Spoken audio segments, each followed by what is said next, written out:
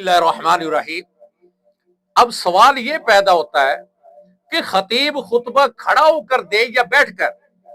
हमारे यहाँ जो है एक मसलक वाले पहला खुतबा भी खड़े होकर देते हैं, दूसरा भी खड़े होकर देते हैं, तकरीर बैठकर करते हैं। बाज खतीब ऐसे हैं कि अरेबिक खुतबा भी बैठकर पढ़ते हैं। अब पढ़ना चाहिए या नहीं पढ़ना चाहिए, बात तो ये है।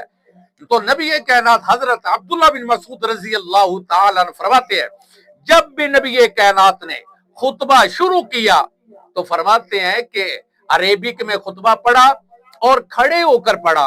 इससे साबित हो गया कि पहला खुतबा जो है वो खड़े होकर पढ़ना नबी पाक की सुन्नत है। उसके बाद रहेगी तकरीर, तकरीर का मामला अलहदा है।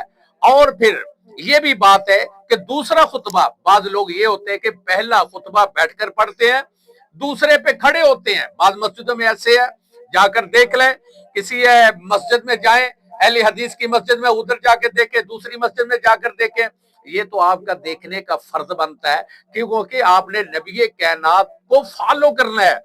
वो क्या कह रहा है, वो क्या कह रहा है, देखना है। फिर आपने पूछना है कि ये जायज है, ये नाजायज है, क्या है।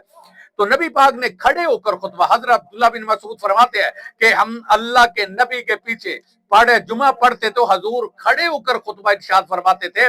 और फिर जब खुतबा वाजो नसीहत, उसके खुतबे के बाद वाजो नसीहत करते थे, फिर वाजो नसीहत के बाद आप तशरीफ रखते मिंबर पर। फिर नबी कायनात फरमाते, ये बड़ा कीमती वक्त है, इसमें कुछ मांग लो अल्लाह से। ये कीमती कबूलियत का वक्त है, जो इसमें दुआ मांगेगा उसको रद्द नहीं अल्लाह पाक करता।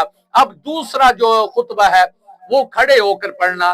दोनों जो खुतबे वो अरेबिक में पढ़े जाएंगे, तकरीर उर्दू में हो जाए, पंजाबी में हो जाए, पश्तो में हो जाए, और जिस जबान चीनी फिलिपानी जो भी है अपनी अपनी जुबान में ये बयान करें और नवाजो नसीहत करें, वो ठीक है। क्योंकि मकसद ये है कि अल्लाह के नबी की हदीस उन तक पहुंचानी, ताकि उनकी समझ में आ जाए, हजूर के तरीके के मुताबिक अमल करें। अल्लाह